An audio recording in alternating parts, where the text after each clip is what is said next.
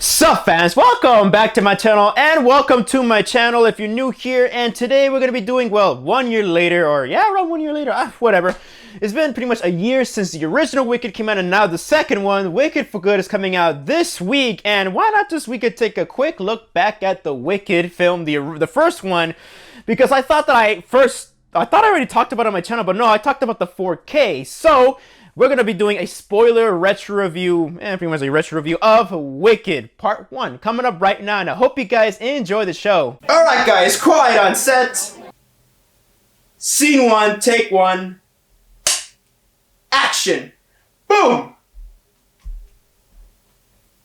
Now, if you guys like this video, make sure you guys leave a like, comment, and subscribe, and make sure you share with your friends, and also hit that bell for notifications because, well, it does help the channel. And if you're new here, welcome, sit down, relax, and enjoy the show. And I would kindly appreciate it if you guys do hit that subscribe button because I am trying to reach 1,000 subscribers by the end of the year, folks, so let's make that happen. Wicked, or Wicked Part 1, is directed by John M. Chu, and of course, it stars Cynthia Erivo as Elphaba, and Ariana Grande as Glinda, or Glinda. I'm just gonna call it Glinda and all that stuff, you know.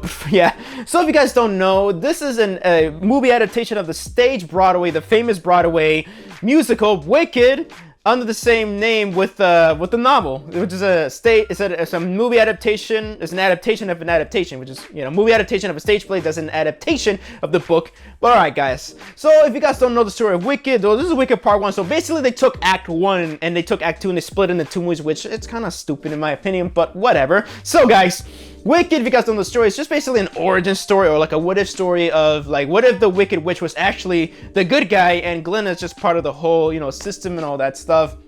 And yeah, this is basically like a prequel to the Wizard of Oz before Dorothy comes in and blah blah blah and all that stuff. And you get to see Elphaba, or the Wicked Witch, and the Wicked Witch of the Wicked Witch, the Good Witch of the North, Glinda, just becoming friends in school. So like I forgot what the school is called again. Shiz. Oh god, thank goodness. And you get to know them, you get to sing and all, you get to sing along and all stuff, and you get to know Elphaba, where she's coming from, why she became the way she became, and yeah, and you get to see, of course, the wizard is a scam artist and all that stuff, and Michelle Yeoh's character is in here, and all that stuff. And so Glinda's like this spoiled little brat and all that stuff that comes from privilege, and Elphaba came in from, you know, feeling like a reject and all that stuff, you know, helping her sister out, you know, getting accepted in his academy and all that stuff.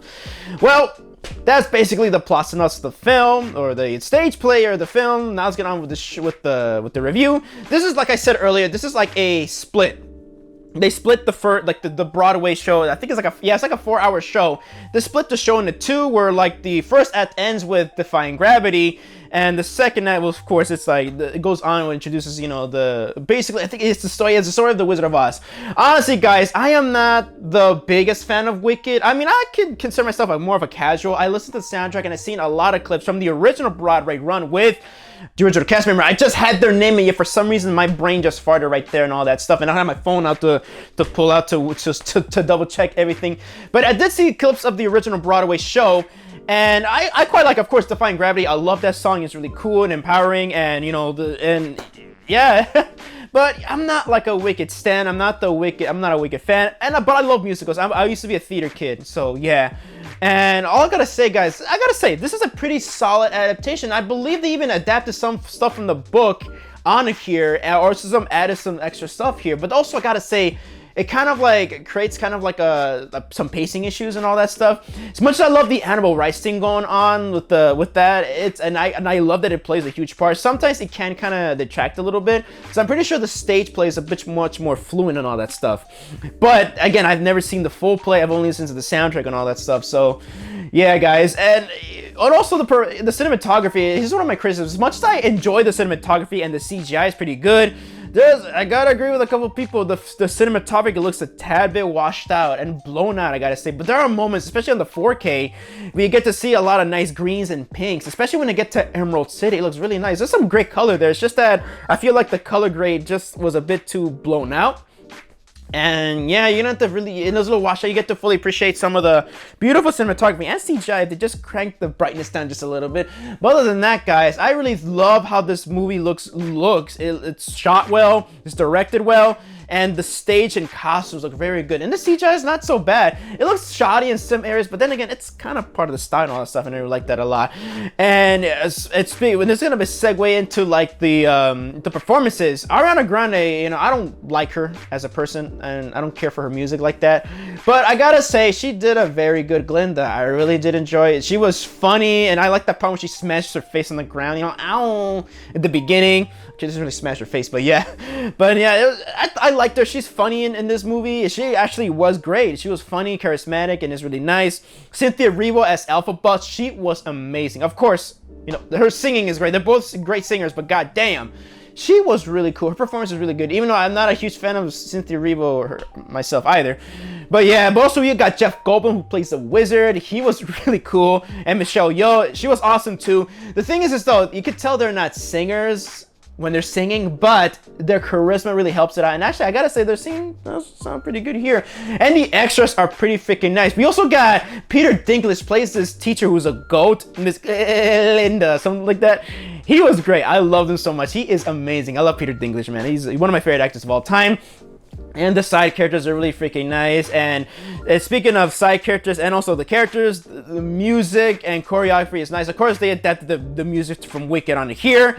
Of course, you know, like Popular, Defying Gravity, The Wizard and I, they're all here, and they all been performed really freaking well and directed well. John M. Chu is a great director when it comes to directing like these over-the-top aesthetic moments, and it looks really freaking nice. The style is really good. I love John M. Chu, and I'm looking forward to Wicked for Good this time.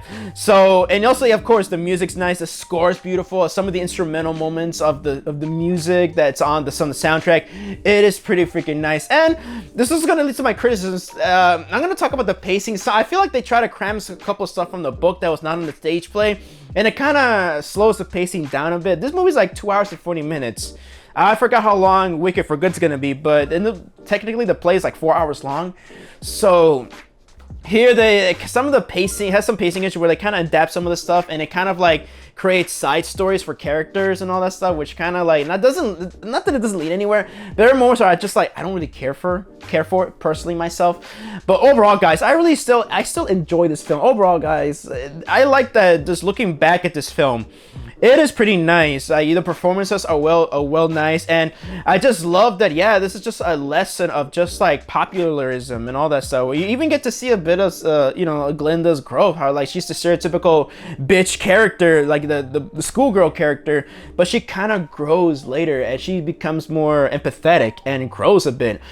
And also like freaking Elphaba, get a reject, and you really feel bad for her. Like you really understand where the Wicked Witch is coming from, even though like, of course, spoiler alert, they label her as the Wicked Witch because she decided to, you know, to go up against the wizard, who is the actual bad guy here, trying to like oppress animals and just trying to like silence people, basically, you know, kind of like real world and all that stuff.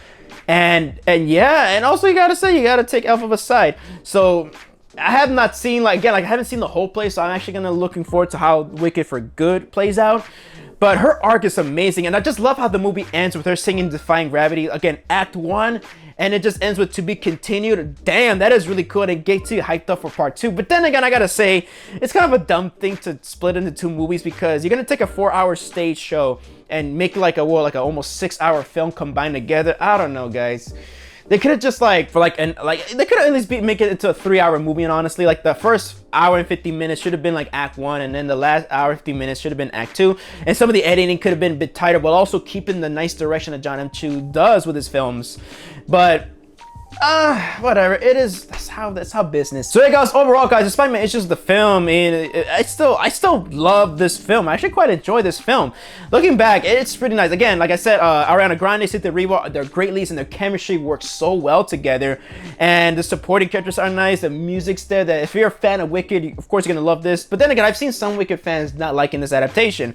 So guys, overall, I would give Wicked a solid 4 out of 5 stars. Yeah, I still got a kick out of this film. Rewatching it last night in preparation for Wicked for Good and for this review, I still think this movie holds up pretty well. There's some things that didn't hold up well for me. Like, yeah, I remember I used to like the color grading at first, but then rewatching it, I'm like, yeah, it didn't age well. It looks a bit too washed out, and some pacing issues. But other than that, folks, I really dug Wicked Part 1. So guys, let me know down in the comment section down below what you guys think of Wicked Part 1, and are you guys excited for Wicked for good? Let me know down in the comment section, and thank you guys so much for sticking by at the end. And yeah guys, so this is Javi from JAVIWOOD Productions signing off, and I hope you guys enjoyed this show. And that's a wrap.